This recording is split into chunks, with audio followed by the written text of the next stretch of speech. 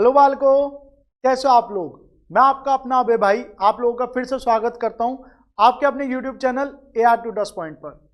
हाँ तो बच्चों, आज है हमारा डे 7 ऑफ लक्ष्य बैच, जहां पे हम चेंज कर रहे हैं यू कांट डू इट को यू कैन डू इट से। बच्चों आज की क्लास में हम अपनी बुक 2 स्टार्ट करेंगे एंड जिन बच्चों ने कंसिस्टेंसी के साथ पूरी अपना जी जान लगा के 6 वीडियोस देखी, उनसे रिलेटेड क्वेश्चंस करे, अपनी बुक 1 को प्रिपेयर कर लिया है, पहली बात तो उन बच्चों के लिए बहुत बहुत बधाइयाँ। और इसी चीज के लिए आज की क्लास में थोड़ी छोटी भी रखूंगा ताकि आप लोगों को भी थोड़ा रेस्ट मिल सके, आप अपना अकाउंटेंसी से हटकर थोड़ा सा आज बिजनेस स्टडीज या इकोनॉमिक्स भी रिवाइज कर सको। लेकिन जो आज की क्लास में टॉपिक है ना, उससे आपके 3-4 नंबर के क्वेश्चंस आ सकते हैं। तो ये क्वेश्चंस आपको स्पीड में अपना बहुत हेल्प करेंगे, क्योंकि ये जो क्वेश्चंस है ये मार्क्स तो ज्यादा देंगे बट टाइम आपका उतना ज्यादा नहीं लेंगे। लेकिन ये सिर्फ उस बच्चे के लिए है जो इसे कंसेप्चुअली समझ पाए। तो स्टार्ट करते हैं आज की क्लास, जिसमें हम सेकंड बुक करेंगे और शेयर्स चैप्टर से करेंगे। ठीक है, तो सबसे पहला टॉपिक जो हम आज देख रहे हैं वो शेयर्स और डिबेंचर्स दोनों में कॉमन टॉपिक है। तो मैंने दोनों को एक साथ रखा है और इन्हें हम एक एक करके समझते हैं। तो देखो, हमारा टॉपिक है जब हम शेयर्स या डिबेंचर इशू करते हैं for consideration other than cash. देखो, एक तरीका तो क्या है, मैंने शेयर्स इशू करे और मैंने मार्केट से पैसा उठा लिया, मैंने डिबेंचर इशू करे, मैंने मार्केट से पैसा उठा लिया। लेकिन एक दूसरा तरीका क्या है, मैं शेयर्स और डिबेंचर्स इशू कर रहा हूं बट मैं पैसे नहीं मांग रहा, मैं बदले में तरह तरह की सर्विसेज मांग रहा हूं या कोई एक एसेट मांग रहा हूं, तो मैं उसके लिए भी शेयर्स और डिबेंचर्स को इशू कर सकता हूं।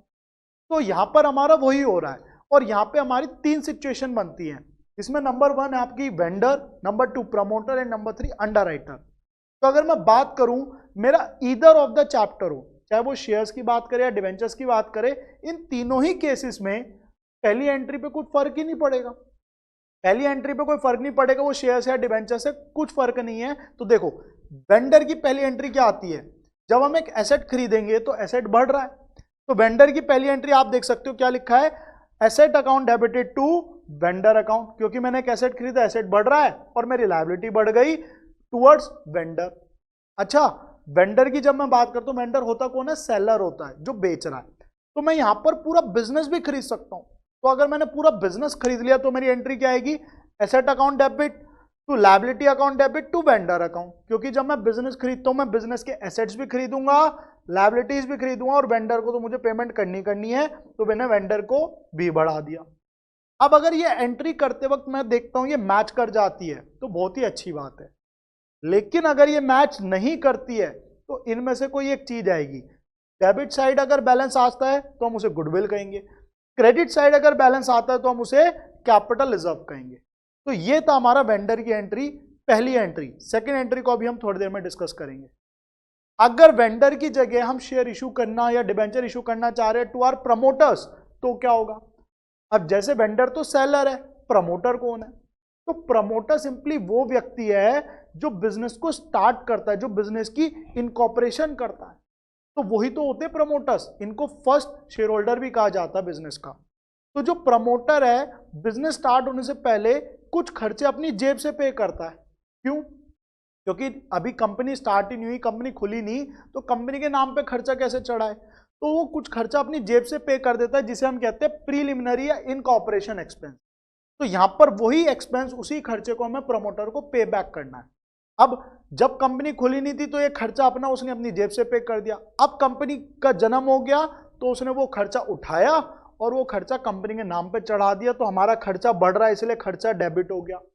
और ये खर्चे के प्रति हमें अपना प्रमोटर को पे करना है, कंपनी ने प्रमोटर को पैसे देने हैं, तो promoter being a liability for the company, promoter हमारे क्रेडिट हो गए। तो प्रमोटर्स को हम यहाँ पे ऐसे क्रेडिट कर देते हैं। नंबर थर्ड केस की अगर हम बात करें तो यहां पर हमारा अंडरराइटिंग कमीशन टू अंडरराइटर। अब ये अंडरराइटर कौन होते हैं, कंपनी जब मार्केट के अंदर शेयर्स को इशू करने चाहती है तो कई बार है ना डायरेक्ट नहीं जाती, वो बीच में मीडिएटर्स को रख लेती है, जो बैंक हो सकते हैं या और फाइनेंशियल इंस्टीट्यूशंस हो सकते हैं, तो वहां पे उनको अंडरराइटर कहा जाता है, जो मेरे शेयर्स या डिबेंचर्स मार्केट के अंदर बेचने में हेल्प करते हैं और इसके लिए वो एक थोड़ा सा कमीशन चार्ज करते हैं। तो वही चीज है, अब कमीशन मेरे लिए खर्चा है, underwriting commission debit to underwriter account. अगर आप तीनों केसेस को ध्यान से नोटिस करो तो तीनों केसेस में एक बात कॉमन है, वो कॉमन चीज क्या है, मेरे को किसी ना किसी व्यक्ति को पेमेंट करनी है। जैसे फर्स्ट केस में मुझे वेंडर को पैसे देने, सेकंड केस में मुझे प्रमोटर को पैसे देने, और थर्ड केस में मुझे अंडरराइटर्स को पैसे देने। तो तीनों ही केसेस में मुझे पेमेंट करनी है। तो अल्टीमेटली जब पेमेंट करनी है तो पेमेंट में शेयर्स डिबेंचर्स कैसे भी कर सकता हूं। तो अब आते हैं हम अपने अगले पेज पर और सेकंड एंट्री को सीखते हैं। फर्स्ट एंट्री तो आपने समझी, अब सेकंड एंट्री क्या होगी। आपको क्वेश्चन पढ़ा, आपने देखा वेंडर है तो सेकंड एंट्री सेम रहेगी, यहां पे भी सेम रहेगी, यहां पे भी, बस फर्क क्या होगा, नाम ही तो बदल रहा है। तो सेकंड एंट्री तीनों में से कोई भी केस हो सेम रहती है। तो सेकंड एंट्री पे आ जाते हैं हम। सेकंड एंट्री हमारी देखना, जब हम शेयर्स को इशू करते हैं तो क्या होता है। पहले शेयर्स की बात करेंगे फिर डिबेंचर्स की। तो आप देखो, हमने शेयर्स को इशू करा for consideration other than cash, shares को। तो देखो, हम शेयर्स को दो तरह से इशू कर सकते हैं। शेयर को इशू करते हो या तो आप पार पे, पार माने 100 वाला शेयर 100 में बेच दिया, और प्रीमियम माने 100 वाला शेयर 120 में बेच दिया, तो वो प्रीमियम कहलाता है। अब देखो, मैं पेमेंट वेंडर या प्रमोटर या अंडरराइटर, इन तीनों में से तो किसी को करूंगा। तो मैंने यहां पे लिख दिया वेंडर या प्रमोटर या अंडरराइटर, कुछ भी हो सकता है, जो होगा वो लिख देना, बाकी दो हटा देना। 2, जब मैं शेयर इशू कर रहा हूं, पैसा बढ़ रहा है, कैपिटल बढ़ रही है, to share capital, equity share capital, ठीक है। अच्छा, वेंडर को जब मैं पेमेंट कर रहा हूं, मैं सारी पेमेंट पैसे में, वो शेयर्स में करूं, सोई थोड़ी है। तो कुछ मैं पैसे भी दे सकता हूं और कुछ मैं बिल्स वगैरह भी बना सकता हूं या अदर चीज भी बना सकता हूं, तो उनका नाम आ जाएगा। तो यहां पे हम देख सकते हैं हमने वेंडर को कैसे करा, हमने जो पैसा उन्हें शेयर्स की फॉर्म में दिया वो शेयर्स में, जितना कैश दे रहे हैं वो कैश में, और अगर हमने कोई बिल्स वगैरह एक्सेप्ट करें तो बिल पेबल के नाम से आ जाएगा। तो ये हो गई हमारी सिंपल सी एंट्री। यहां पे कोई नंबर ऑफ शेयर्स लिखना था, ये सॉरी, नंबर ऑफ शेयर्स की बात, यहां पे कोई गणित की हमें जरूरत नहीं है।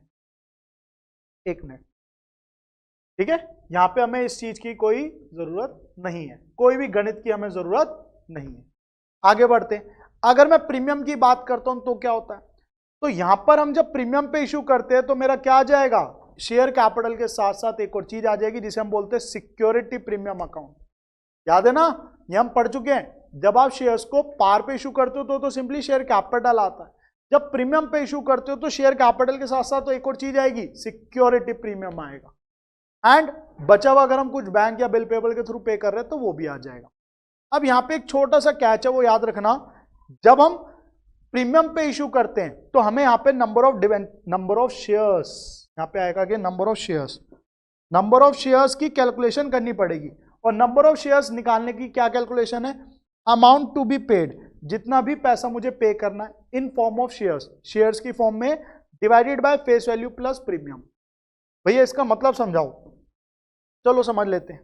देखो भाई, मैंने कहा मेरे को 1,20,000 रुपीज पे करने हैं, मैंने कहा ठीक है, इसके अंदर मैं 10,000 रुपए बैंक के थ्रू पे कर रहा हूं, मैंने कहा ठीक है। तो एंट्री क्या होगी हमारी, एंट्री होगी, लेट्स से वेंडर की पेमेंट की बात हो रही है तो vendor to share capital to security premium और टू बैंक। कि वेंडर को हमें 1,20,000 रुपीज पे करने हैं, 10,000 बाया बैंक हम पे कर रहे हैं, तो हम शेयर्स की फॉर्म में कितना पे कर रहे हैं, 1,10,000 रुपए। अब यहां पे मुद्दा यह आता है कि मैं कितना पैसा शेयर कैपिटल में डालूं, कितना पैसा सिक्योरिटी प्रीमियम में। मैं इसको सॉल्व नहीं कर सकता। अगर ये पार का केस होता तो मैं सारा पैसा शेयर कैपिटल में डाल देता, सिक्योरिटी प्रीमियम आता ही नहीं, मैं जीवन में खुश रहता। लेकिन यहाँ दिक्कत क्या आई, यहाँ पे दिक्कत बस ये आई सीधी सी, भैया मुझे समझ नहीं आ रहा मैं बचा हुआ पैसा कहां कहां डालूं, मैं 1,10,000 में कितना शेयर कैपिटल कितना सिक्योरिटी प्रीमियम। तो मैंने देखा हमारे पास फॉर्मूला है नंबर ऑफ शेयर्स निकालने का, वो क्या है, जितने पैसे पे करने divided by face value plus premium. तो मैंने कहा मुझे पे कितने करने हैं, 1,10,000, 120 नहीं, क्योंकि 10 तो मैं पे कर चुका हूं, तो मेरे को कितने पे करने हैं, 1,10,000 डिवाइडेड बाय, लेट्स से 100 रुपए का शेयर है, 10 रुपए प्रीमियम है, तो divided by face value plus premium, face value plus premium divided by 110, 110 रुपए। तो मैंने सॉल्व करा, 0 0 कट गए, या 1,000, तो 1,000 शेयर्स आ गए। अब 1,000 शेयर्स को जब मैं फेस वैल्यू से मल्टीप्लाई करूं मेरे पास शेयर कैपिटल आ जाएगा, और 1,000 शेयर्स को जब मैं प्रीमियम के अमाउंट से मल्टीप्लाई करूं मेरे पास सिक्योरिटी प्रीमियम आ जाएगा। दैट्स इट, हो गया क्वेश्चन। आई होप समझ में आया।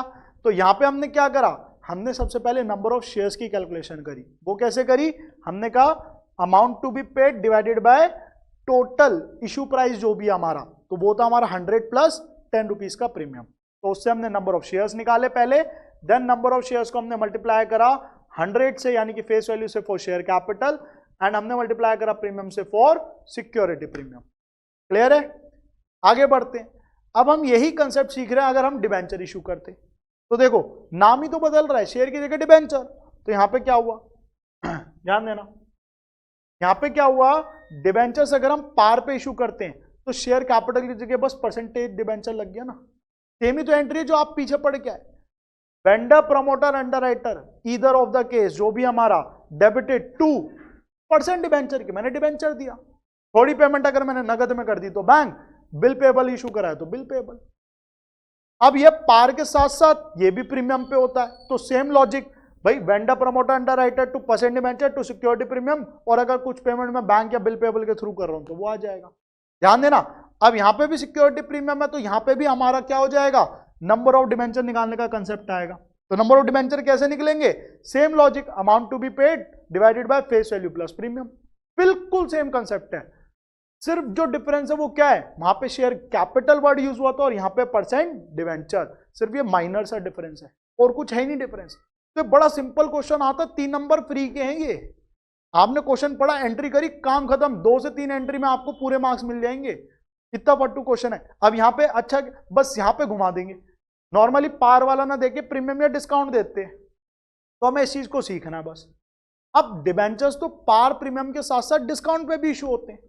तो अगर मेरा डिबेंचर डिस्काउंट पे इशू हो रहा है तो मेरी एंट्री क्या आएगी, तो मेरी एंट्री देखो, वेंडर प्रमोटर या underwriter, whichever the case is, debited to percent debenture to bank, और क्योंकि डिस्काउंट पे इशू हो रहा है तो डिस्काउंट या लॉस ऑन इशू को हम डेबिट कर देंगे। हम डिस्काउंट वर्ड भी यूज कर सकते हैं, लॉस भी। मैं पर्सनली प्रेफर करता हूं कि आप लॉस वर्ड यूज करो, ठीक है। तो loss on issue of debenture debited, और यहां पे हम सॉल्व कर देंगे। अब अगेन सेम, बिल्कुल सेम तरह से गणित होगी यहां पे भी। जैसे हमने एग्जांपल लिया, हमने क्या लिया था कि भाई हमारे को 1,20,000 रुपए पे करने हैं, ये लिया था ना। अब लेट से 1,20,000 ही पे करने हमें, ठीक है, और उसमें से हमने 30,000 पे कर दिए और डिस्काउंट पे हमारा केस है, तो यहां पे क्या एंट्री आएगी, देखो, वेंडर डेबिट, डिस्काउंट पे इशू कर रहे हो तो discount on issue debit, 2% debenture और 2 बैंक। मैंने कहा भाई मेरे को 1,20,000 रुपए पे करने, 1,20,000 रुपीज पे करने, जिसमें से मैंने 30,000 ऑलरेडी पे कर दिए, 30,000 ऑलरेडी पे कर दिए। अब देखो, अब यहां पे मुझे नंबर ऑफ डिबेंचर निकालना पड़ेगा डिस्काउंट आते ही। तो फॉर्मूला क्या, amount to be paid divided by face value minus discount.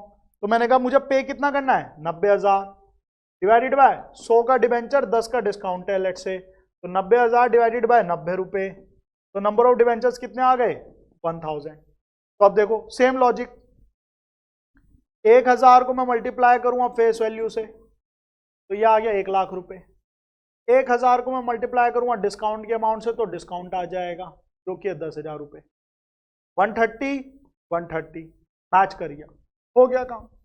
तो बस यही था। अगर आपका क्वेश्चन आ जाए कंसिडरेशन अदर देन कैश का, तो कुछ बचा इसमें, कुछ भी नहीं। आपने देखा भाई जो पहली एंट्री रहेगी हमारी, जो पहली एंट्री रहेगी वहां पे मुझे पहले पैसा ड्यू करना है, वो वेंडर को हो सकता है, प्रमोटर को हो सकता है, या अंडरराइटर को हो सकता है, और उनके खर्चों के नाम से आएगा। इनकॉर्पोरेशन एक्सपेंस या अंडरराइटर का एक्सपेंस, अंडरराइटिंग कमीशन जो रहता है, या हम एसेट खरीद रहे हैं तो एसेट वाला। और आगे अगर हम बात करें सेकेंड एंट्री, तीनों केस में सेम है, वेंडर हो, अंडरराइटर हो, प्रमोटर हो, पैसे तो देने हैं, ऊपर नाम कोई भी हो, ऊपर नाम में ए हो, बी हो, सी हो, डी हो, हमें क्या फर्क पड़ रहा है, हमें तो पेमेंट से मतलब है। पेमेंट शेयर्स में करेंगे तो ये 2 केस, और पेमेंट्स अगर हम डिबेंचर्स में करेंगे तो हमारे ये 3 केस बनते।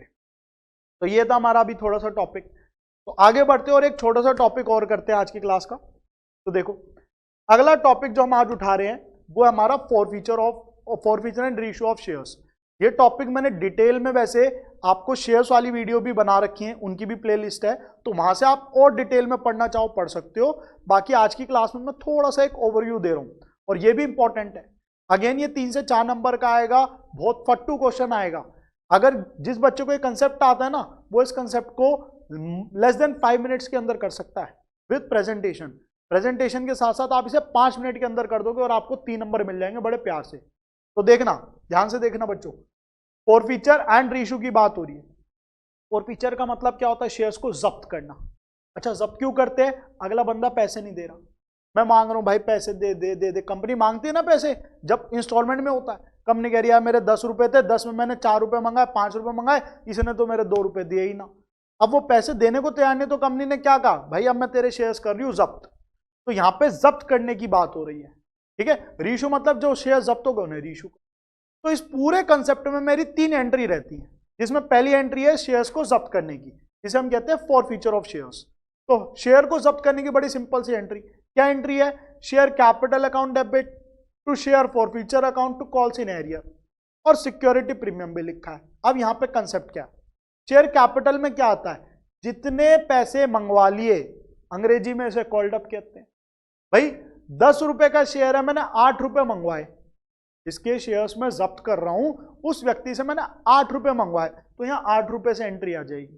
याद रखना, called up value, called up कौन सी? फेस वैल्यू की बात हो रही है यहां पे। फेस वैल्यू मतलब पूरा 10 रुपए नहीं, जितना मंगवाया, फेस वैल्यू में जितना हमने मंगवाया उस पार्ट की बात हो रही है, ठीक है।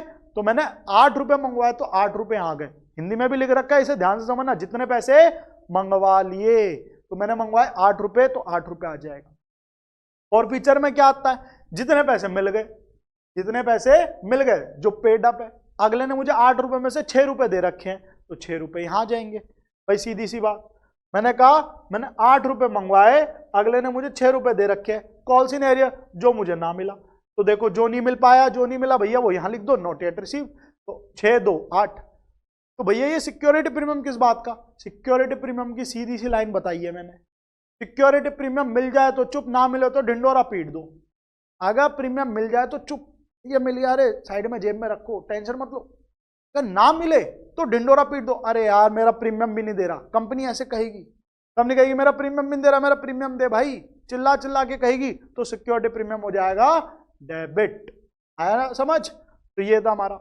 आगे देखते हैं, रीइश्यू की बात करते हैं। अब मैंने शेयर जब्त तो कर लिया, कंपनी कभी खुश नहीं होती शेयर जब्त करके, क्यों? क्योंकि उसे पैसे की आवश्यकता है।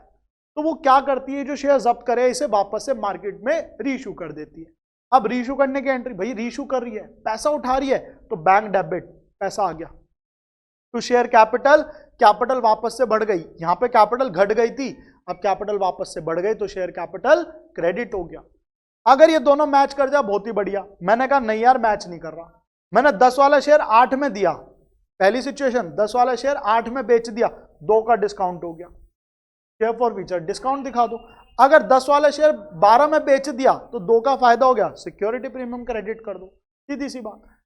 यहां पे कब आएगा? जब डिस्काउंट है, यहां पे कब आएगा? जब प्रीमियम है। लास्ट एंट्री, जो भी यहां से अमाउंट बचेगी उसे ट्रांसफर कर देंगे हम यहां पे। तो क्या लिखा है? शेयर फॉरफीचर टू कैपिटल जब्त। अब कैपिटल जब्त की अमाउंट कैसे आती है? जब्त माइनस डिस्काउंट, सीधी सी बात। जो भी अमाउंट हमने जब्त करी, नंबर ऑफ शेयर्स में पर शेयर जो भी हमने अमाउंट जब्त करी, तो यहां पे हमने जब्त कितने करे थे? 6 रुपए। डिस्काउंट दिया लेट से 1 रुपए, तो मेरा कैपिटल जब्त में कितना जाएगा? 5 रुपए। जितना हमने जब्त करा माइनस जो हमने डिस्काउंट दिया, बैलेंस चला जाएगा कैपिटल जब्त में, और उसे हम मल्टीप्लाई कर देंगे किससे? रीइश्यूड शेयर से। जितने भी हमने शेयर्स रीइश्यू करे उससे मल्टीप्लाई होगा, ठीक है। तो अमाउंट फॉर, अच्छा इसका फॉर्मूला भी है, कई बच्चों को फॉर्मूले की आदत होती है, तो फॉर्मूला याद कर लो भाई। पर्सनली मैं बताऊं, मैं फॉर्मूले पे नहीं जाता, बट 1 मार्कर के हिसाब से फॉर्मूला याद तो होना चाहिए, ठीक है। तो फॉर्मूले से भी निकाल सकते हो आप ये अमाउंट। तो फॉर्मूला क्या हमारा? अमाउंट फॉरफिटेड, यानी कि जो भी आप टोटल अमाउंट जब्त कर रहे हो, divided by number of shares forfeited. जितना जब्त कर रखा आपने पैसा, डिवाइडेड बाय जितने शेयर जब्त कर रखे हैं, उसे हम मल्टीप्लाई कर देंगे नंबर ऑफ शेयर्स रीइश्यूड से, और माइनस कर देंगे हम डिस्काउंट ऑन रीइश्यू से, जितना भी हमने डिस्काउंट दिया। तो थोड़ा सा एक फॉर्मूले टाइप भी है, आप वो भी देख सकते हो। बाकी मैंने सिंपल सा जुगाड़ बताया, पर शेयर में बात करो, जितने जब्त करे माइनस डिस्काउंट, मल्टीप्लाई कर दो नंबर ऑफ शेयर रीइश्यूड से, आपका कैपिटल जब्त आ जाएगा। बड़ा फट्टू सा है, क्लियर है? आगे बढ़ते हैं, और यहां से रिलेटेड कुछ 1-2 छोटी सी जरूरी बातें उन्हें देख लेते हैं।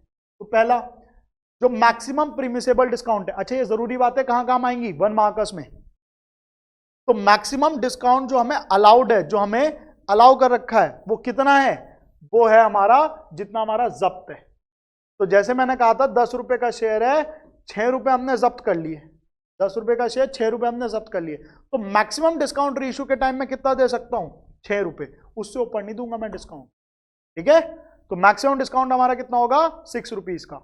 मिनिमम रीइश्यू प्राइस, एक क्वेश्चन ऐसे भी आता है 1 मार्कर में कि कम से कम रीइश्यू प्राइस, तो देखो भाई 10 रुपए का शेयर 6 रुपए का डिस्काउंट, तो कम से कम मुझे 4 रुपए तो मंगवाने पड़ेंगे। दोनों सेम बातें हैं, बस उल्टा करके लिखा है, और यही दोनों में बच्चा कंफ्यूज होता है। अरे आराम से सुनो, दोबारा समझना, दोबारा सुनना। मैंने कहा 10 रुपए का शेयर है जिसमें मुझे 6 रुपए मिल गए और 4 रुपए नहीं मिले। ढंग से लिख रहा हूं, 10 रुपए का शेयर 6 रुपए मिल गए, 4 रुपए नहीं मिले, और इन भाई साहब के हमने शेयर कर लिए जब्त कि भैया तू ना दे रहा पैसे, तो तेरे शेयर कर रहे हैं हम जब्त। तो मुझे ये बताओ मैक्सिमम डिस्काउंट कितना दूंगा मैं? Maximum discount will be 6 rupees, 6 रुपए, 6 रुपए से ऊपर में 1 रुपए का डिस्काउंट नहीं दे सकता। अच्छा, minimum reissue price, minimum reissue price क्या होगा? कम से कम कितने मंगाने पड़ेंगे? मैंने कहा 10 रुपए का शेयर, 6 रुपए का मैक्सिमम डिस्काउंट, तो रीइश्यू कम से कम मुझे 4 रुपए में तो करना पड़ेगा। तो वही लिखा है paid up value of reissued shares, तो पेड अप वैल्यू हमारे एग्जांपल में 10 है, मैक्सिमम डिस्काउंट 6 रुपए, तो कम से कम मुझे 4 रुपए मंगाने पड़ेंगे। लेट्स से अगर मैंने 4 रुपए से भी कम 3 रुपए मंगाए, तो 10 - 3 7 रुपए का डिस्काउंट मैं दे ही नहीं सकता, मैक्सिमम डिस्काउंट ही 6 रुपए है। ये मैक्सिमम डिस्काउंट है, ये मिनिमम रीइश्यू प्राइस है, याद रखना। क्लियर है? ये मैक्सिमम डिस्काउंट है, नीचे क्या है? Minimum reissue price. तो ये 1 मार्कर्स आते हैं, ध्यान से करना है हमें। और ये वही पीछे वाला फॉर्मूला जो अभी हमने देखा, अंग्रेजी में लिख रखा बस, अमाउंट फॉरफिटेड माइनस डिस्काउंट, जो कि मैंने कहा जब्त माइनस डिस्काउंट। जो भी पैसा जब्त करो माइनस डिस्काउंट वो कैपिटलिज्म में जाएगा, सीधी सी बात। क्लियर है? तो ये था हमारा टॉपिक। अब आज की क्लास के लास्ट टॉपिक पे आते हो, जल्दी से क्लास रैप अप करते हैं, क्योंकि मैंने आप लोगों को कहा था आज थोड़ी छोटी रखेंगे क्लास, ठीक है। तो आज का लास्ट टॉपिक है हमारा बैलेंस शीट। अगेन 3 से 4 नंबर का एक बहुत ही इंपॉर्टेंट क्वेश्चन यहां से भी बन सकता है। आज जितने भी हमने टॉपिक करे ना, ये 3 to 4 मार्कर्स वाले टॉपिक हैं, या तो 3 नंबर में आएंगे या 4 नंबर में आएंगे। और यहां से आप ये लगा लो, चांसेस हैं कि 2 क्वेश्चन तो इस जो भी आज की वीडियो है, जो ये पर्टिकुलर वीडियो है, इससे 2 क्वेश्चन आपके आने के चांस बहुत ज्यादा है। यानी कि आपके 7 से 8 नंबर आने के चांस बहुत ज्यादा हैं इस पर्टिकुलर क्लास से। तो ये बाकी वीडियोस के मुकाबले बहुत इंपॉर्टेंट बन जाती है वीडियो, ठीक है। तो ध्यान से समझना, देखना। बैलेंस शीट की जब हम बात करते हैं, आपका क्वेश्चन क्या आएगा कि भाई हमें शेयर कैपिटल बना के दिखाओ, हमें शेयर कैपिटल की अमाउंट जाननी है, हम चाहते हैं बैलेंस शीट में शेयर कैपिटल में कितना आएगा वो कैलकुलेट कर दो, एक्सट्रैक्ट बनाओ। तो ये रहा आपका आंसर। तो एक्सट्रैक्ट ऑफ बैलेंस शीट बनाना है, शेयर कैपिटल मांगा है, हमने दिखा दिया। तो यहां पे हमने बैलेंस शीट बनाई, जो भी हम कैलकुलेशन करके अमाउंट निकालेंगे वो आ जाएगी यहां पर। अब यहां पे बैलेंस शीट बनाना टास्क नहीं है, यहां पे जो टास्क है, जो बच्चा अटक सकता है, वो है नोट्स टू अकाउंट में। तो नोट्स टू अकाउंट बनाना सीखते हैं। बैलेंस शीट तो बन गई, आपको अमाउंट ही तो लिखनी है। अभी अमाउंट कैसे निकालूं भैया, मैं तो इसमें कंफ्यूज रहता। अरे तो हम बैठे तो हैं, हम आपको सिखा रहे हैं अमाउंट कैसे निकलेगी, बड़ा सिंपल सा कंसेप्ट है। तो हम बनाएंगे notes to account. Notes to account में हम कर रहे हैं शेयर कैपिटल, तो मैंने लिख दिया सबसे पहले शेयर कैपिटल। प्रेजेंटेशन बिल्कुल ऐसे ही रखना, प्रेजेंटेशन का बड़ा ध्यान रखना इस टॉपिक में, मार्क्स कट जाएंगे नहीं, ठीक है। तो मैंने कहा सबसे पहले लिखेंगे ऑथराइज कैपिटल। ऑथराइज कैपिटल क्या होती है? ऑथराइज कैपिटल जितने हम ऑथराइज्ड हैं इशू करने के लिए, जो हमारी मैक्सिमम अलाउड प्रीमिसेबल लिमिट है। अच्छा, ऑथराइज को प्यार से रजिस्टर्ड कैपिटल भी कहते हैं, इसको थोड़ा सा और प्यार दें तो इसे नॉमिनल कैपिटल भी कहते हैं। तो ऑथराइज के टोटल ये 3 नाम हो गए, ऑथराइज, रजिस्टर्ड या नॉमिनल। तो आपको लिखना है जितनी भी authorise capital multiplied by number उसकी अमाउंट, और सीधा अमाउंट बाहर, प्रेफरेंस को प्रेफरेंस से, इक्विटी को इक्विटी से। भैया क्वेश्चन ने हमें ऑथराइज नहीं दे रखी, स्टिल ये प्रेजेंटेशन बनेगी। आपको ऑथराइज दी है नहीं दी है, ये प्रेजेंटेशन बनेगी। यहां पे लिख देना 10 रुपए का शेयर, 12 रुपए का शेयर, जो भी है, रुपीज लिख देना, नंबर ऑफ शेयर नहीं दिए मत लिखना, और ये बाहर इस तरह से दिखा देना टोटल करके, और ये लाइन ड्रॉ करनी है, ठीक है। खत्म, ऑथराइज का हिस्सा खत्म। क्या ऑथराइज वाली अमाउंट आती है यहाँ पे? जी नहीं, ऑथराइज वाली अमाउंट यहाँ पे नहीं आती है, बस शो पीस है, दिखाना पड़ेगा, मार्क्स कटवा देगा ये शो पीस। समझ रहे हो? ये सिंपली आपको बस बना के दिखाना है, इसका कोई काम नहीं है सच हमारे लिए। आगे बढ़ते हैं, इशूड कैपिटल। मेरे पास अथॉरिटी है कि मैं मार्केट में इशू कर सकता हूं 10 लाख शेयर्स, बट मैंने इशू कर रखे अभी 7 लाख शेयर्स, तो दैट इज इशूड कैपिटल। बिल्कुल सेम, ये भी शो पीस है, यहां पे भी बस आपको दिखाना इतने शेयर्स, इतने रुपए का, और बाहर अमाउंट खत्म। ये वाली अमाउंट भी यहां पर नहीं आएगी। तो भैया आएगी कौन सी अमाउंट वो तो बताओ भाई, ये दोनों भी दिखाने जरूरी हैं। पूरे 4 नंबर चाहिए नहीं चाहिए, 1 नंबर क्यों कटवा रहे हो खामा ऑथराइज और इशूड ना लिख के? अगर ऑथराइज इशूड लिखा है तब भी 1 नंबर तो मिल जाएगा कम से कम। तो ये प्रेजेंटेशन भी बहुत जरूरी है। अब बढ़ते हैं हम मेन पार्ट पे, नोट्स टू अकाउंट के मेन पार्ट पे। ये तो बच्चा भी कर लेगा, कोई छोटा बच्चा भी कर लेगा। अब आता है मेन पार्ट जो कि हमें सीखना है, वो है हमारा सब्सक्राइब्ड कैपिटल। और यहां पे जो लास्ट में अमाउंट आएगी वो वाली अमाउंट उठाएंगे हम, और वो अमाउंट कहां लिखेंगे? इधर। वो वाली अमाउंट हमने क्या करा, ध्यान रखना, ये अमाउंट हमने यहां से उठानी है और कहां लिखनी है? यहां ऊपर लिखनी है, ठीक है। यानी कि इन दोनों अमाउंट्स का कोई पर्पस नहीं है, बट टोटल होके यहां पे खत्म हो जाते हैं, इनको आगे भी हम ऐड नहीं करते। हमें जो सीखना है वो क्या सीखना है? सब्सक्राइब्ड कैपिटल को सीखना है। तो सीखते हैं सब्सक्राइब कैपिटल को। तो सब्सक्राइब कैपिटल को जब हम सीखते हैं तो आपको पहले जानना पड़ेगा सब्सक्राइब कैपिटल को हम 3 हिस्सों में बांटते हैं, टोटल 3 हिस्सों में, सॉरी गलत बोल दिया, 2 हिस्सों में बांटते हैं। तो जिसमें 2 हिस्से कौन से हैं? Subscribed and fully paid up and subscribed but not fully paid up. तो सबसे पहले तो हमारा यह जानना जरूरी है कि कब हमारा subscribed and fully paid up में आएगा, कब हमारे share subscribed but not fully paid up में आएंगे। तो सीधी सी बात है, बहुत सिंपल सा कंसेप्ट है। अगर मैंने सारे पैसे मंगवा लिए, मतलब 10 रुपए का शेयर है, मैं अपना लोगों के पास गया, मैंने उनसे कहा मुझे 10 रुपए दे दो, मैंने सारे 10 रुपए 10 मंगवाए, मैंने 2 3 4 करके मैंने पूरे 10 रुपए मंगवाए। तो अगर मैंने 10 के 10 रुपए मंगवा लिए और मुझे 10 के 10 रुपए मिल भी गए, मंगवा भी लिए, कॉल्ड अप भी 10, पेड अप भी 10, तो कॉल्ड अप पेड अप दोनों 10, तो subscribed and fully paid up में आएगा। ध्यान देना, कॉल्ड अप और पेड अप, ये दोनों अगर इक्वल हो जाएं किसके? फेस वैल्यू के, तो हमारा क्या होता है? Subscribed and fully paid up में आता है कि मैंने 10 रुपए मंगवा लिए और 10 के 10 मिल भी गए। भैया अगर मैंने 8 रुपए मंगवाए और 8 के 8 मिल गए, नहीं, वो फेस वैल्यू के बराबर कहां हुआ? 8 रुपए मंगवाए, 8 रुपए मिल गए, वो दोनों बराबर है, बट फेस वैल्यू के बराबर थोड़ी हुए। फेस वैल्यू कितनी है? 10 रुपए। तो ये वाला आपका subscribed and fully paid up में नहीं आएगा, कहां आएगा? Subscribed but not fully paid up में। समझ गए? तो यहां पे हमारा क्या है? हमारा कॉल्ड अप और पेड अप दोनों फेस वैल्यू के बराबर है, तो यहां पे आएगा। और अगर कॉल्ड अप या पेड अप कुछ भी कम है तो वो जाएगा subscribed but not fully paid up में। ये तो हो गई नंबर 1 बात। अब अगर कोई भी अमाउंट यहां पर जाती है, हमारी यहां पर जाती है, तो यहां पे सिंपल सा है, मैंने कहा 1 लाख शेयर्स हमारे इक्विटी हैं, 4 लाख के प्रेफरेंस शेयर हैं, ये सारी जानकारी लिखी, अमाउंट दिखाई, खत्म। यहां बाहर अमाउंट दिखाओ सीधा, ठीक है। और अगर आपने इनमें से कुछ shares consideration other than cash है तो आप ब्रैकेट में मेंशन जरूर कर देना कि इतने पर्टिकुलरली शेयर्स हमने कंसिडरेशन अदर देन कैश के नाम के इशू कर रखे, ठीक है। तो ये वाला हिस्सा तो बड़ा सिंपल है, यहां पे भी कुछ है थोड़ी, आपने बस चीजें पुट डाउन ही तो करनी है। अब जो ट्रिकी पार्ट है, जहां पे थोड़ा सा बच्चा अटक सकता है, जहां पे थोड़ी सी कंफ्यूजन होती है, वही ये वाला पार्ट। इसके अंदर हमें चीजें सीखनी है, तो इसे सीखते हैं अब। तो देखो भाई, यहां पे क्या लिखा? यहां पे लिखा हमने डैश शेयर्स ऑफ ₹10 ईच, ठीक है भाई। जितने भी शेयर्स हैं यहां पे पूरा लिखना dash shares of ₹10 each. Late से मैंने कम मंगवाया तो आप लिखो 10 रुपए का शेयर, कॉमा ₹8 कॉल्ड अप, अगर आपने मंगवाए कम है तो। अगर आपने पूरे मंगवा रखे तो बस यहीं पे बात खत्म हो जाएगी। अगर आपने 8 रुपए मंगाया तो इस तरह से लिखना है कि है तो 10 का शेयर बट मंगवाया हमने 8 है। इसके अंदर आपकी 2 चीजें होती हैं, एक चीज लेस होती है, एक चीज ऐड होती है। अब क्या लेस होता है, क्या ऐड होता है, उसको समझना।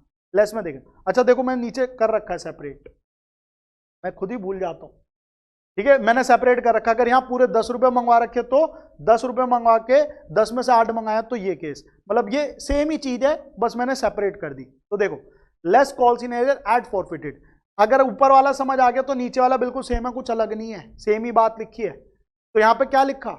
मैंने कहा मैंने जितने भी पैसे मंगवाए, मैंने लाख रुपए मंगाए, उसमें से 1000 शेयर्स ऐसे थे जिन्होंने पैसे नहीं दिए, जिन्होंने मेरे 2 रुपए नहीं दे रखे, बड़े निकम्मे लोग हैं। तो भैया हम माइनस कर देंगे उन 2000 को, क्योंकि मेरे लाख रुपए बनते हैं, 2000 नहीं मिले तो मेरे को मिला क्या? मेरे को मिला 98,000। वही तो मैं दिखाऊंगा अपनी कैपिटल में कि इतने आ रखे मेरे पास। कैपिटल के नाम के 1 लाख रुपए थोड़ी दिखा दूंगा। कैपिटल में क्या दिखाते? जितना पैसा बिजनेस के अंदर है, कंपनी के पास है। तो कंपनी के पास क्या है? 1 लाख रुपए में से 2000 रुपए हटा के 98,000 है। अच्छा, इन 2000 मतलब कुछ शेयर्स ऐसे थे जिन्होंने एरियर करा और उनके शेयर हमने जब्त कर लिए, तो जो जब्त कर लिया वो पैसा भी तो मेरी जेब में पड़ा है। जो शेयर्स हमने जब्त कर लिए वो पैसा भी तो मेरी जेब में पड़ा है, तो वो पैसा जेब में पड़ा है तो उसे हम ऐड कर देंगे, तो हमारी अगेन अमाउंट आ जाएगी, अब यहाँ पे आएगा 99,000। तो अब यहाँ पे मुझे कुछ चीजों का ध्यान रखना, वो चीजें क्या है? कॉल सिनेरियो में हम क्या करते हैं, जो शेयर्स अब तक जब्त नहीं हुए, कॉल सिनेरियो में हम किन शेयर्स की बात कर रहे हैं? जो शेयर्स अब तक जब्त नहीं हुए। मतलब नहीं समझ आया? देखो बहुत सिंपल सी बात है, हमने कहा कॉल सिनेरियो मतलब पैसे नहीं दे रहा, मेरा पैसे नहीं दे रहा, हम यही तो अपना कह रहे हैं कि भाई अगला बंदा पैसे नहीं दे रहा। अब अगर तुम उसके शेयर जब्त करके बैठ गए तो अब क्यों बोल रहे हो पैसे नहीं दे रहा, पैसे नहीं दे रहा? जब तुमने शेयर जब्त कर लिए तो अब थोड़ी कहोगे कि मेरा पैसे नहीं दे रहा, अब तो तुम शेयर जब्त कर चुके हो। तो देखो हमने क्या लिखा, जब तक हम शेयर जब्त नहीं करेंगे तब तक ही हम रोएंगे। जिस दिन शेयर जब्त कर लिए उसके बाद मत रोना। तो क्या लिखा, जो शेयर अब तक जब्त नहीं हुए सिर्फ उनके लिए रोते हैं, उनका कॉल सिनेरियो दिखाते हैं। जो शेयर जब्त हो गए वो यहां जाएगा। और यहां पे भी मैंने एक बात लिखी, जो शेयर अब तक रीशू नहीं हुए, अगर रीशू कर दिए तो अब फॉरफिटेड कहां बचा? क्योंकि फॉरफिटेड तो यूज हो जाएगा, यूटिलाइज होकर कैपिटल जब में चला जाएगा, तो फॉरफिटेड अमाउंट कुछ बचेगा ही नहीं। समझ में आया? जैसे हम रीशू कर देते शेयर्स तो फॉरफिटेड अमाउंट खत्म हो जाता है, तो इसलिए ये हट जाएगा। तो यहां पे कब तक आएगा? जब तक हमने जब्त नहीं कर रखे। यहां पे कब तक आएगा? जब तक हमने रीशू नहीं कर रखे। तो ये सिंपल सी बात है। और यहां पे जो भी अमाउंट आएगी ना एडलेस करके वो हम यहां दिखा देंगे, और अल्टीमेटली इन सभी अमाउंट्स को, ये जो हमारी चारों अमाउंट्स है, इन्हें प्लस करेंगे तो हमारा शेयर कैपिटल का अमाउंट आ जाएगा। अब एक बहुत छोटी सी चीज है इसमें, ये नंबर ऑफ शेयर्स की कैलकुलेशन और समझ लेना। तो देखो ये जो हमारे रेड मार्कर्स हैं इनकी कैलकुलेशन समझ लो। तो ये जो मेरी अमाउंट आएगी, ये अमाउंट कैसे आएगी? तो जो भी मेरे शेयर्स हैं उसमें मैं माइनस करूंगा फॉरफिटेड शेयर्स और मैं प्लस कर दूंगा रीइश्यूड शेयर्स। अब ऐसा क्यों हो रहा है? ये जो नंबर ऑफ शेयर्स है मैं डायरेक्टली क्यों नहीं ले पा रहा, मेरे को ये कैलकुलेशन क्यों करनी पड़ रही है?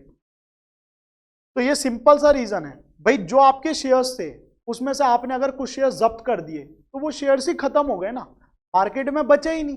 तो जब शेयर्स मार्केट में नहीं बचे तो उससे शेयर हो जाते हैं रिड्यूस, और अगर आपने उन शेयर्स को रीइश्यू कर दिया तो वो वापस से मार्केट में आ गए, तो इसलिए हमने कर दिए प्लस। तो फॉरफिटेड शेयर्स माइनस हो जाएंगे और रीइश्यूड शेयर्स प्लस हो जाएंगे। तो ये कंसेप्ट था आज की क्लास का हमारा। आज हमने 3 टॉपिक सीखे हैं, 3 बड़े ही इंपॉर्टेंट टॉपिक सीखे हैं जो कि हमारे 3 से 4 नंबर में आने के बहुत ज्यादा चांस रहते हैं। इसमें हमने देखा कंसिडरेशन अदर देन कैश का क्वेश्चन, हमने देखा अपना बैलेंस शीट का क्वेश्चन, और हमने देखा फॉरफीचर एंड रीइश्यू का।